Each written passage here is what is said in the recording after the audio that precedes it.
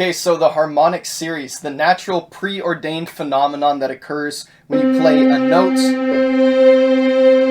and then there's a series of notes above it, harmonics above it. So what's going on is the first harmonic is an octave, so this helps if you play this on a synth and you go through the harmonic series. So the first one's an octave. So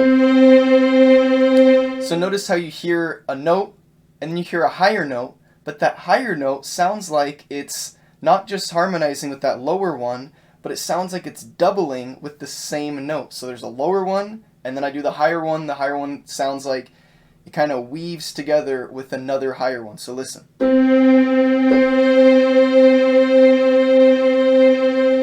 The next overtone would be the fifth. So now if I play the fifth up from this note, you hear that kind of sweep into the...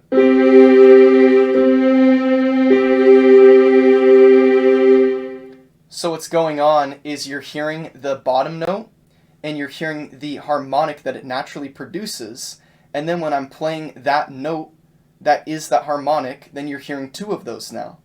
Okay? So now let's go down to the next one. There's a fourth. Are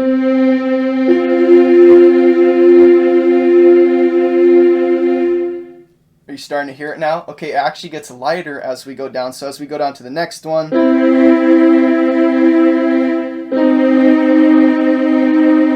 you're starting to hear more just of the notes actually harmonizing together, and you're hearing the subtle in the background, the double note. You're not hearing it as strong anymore, but in that octave, very strong, and in that fifth,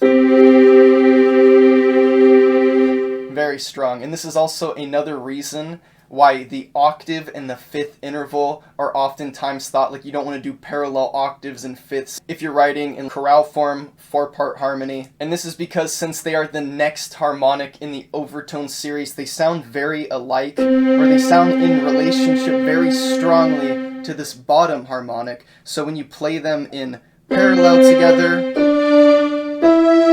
you don't really hear that second voice, and that's where this idea comes from of the parallel octaves and parallel fifths.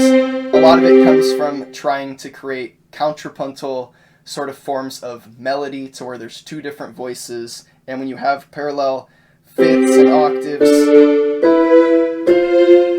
you don't really hear two different voices. You do hear kind of a harmony, but sometimes if you don't really pay attention to it, they honestly merge together and you don't really hear two voices at all. You just hear one. And if you think about it, okay, yeah, I can kind of hear the two.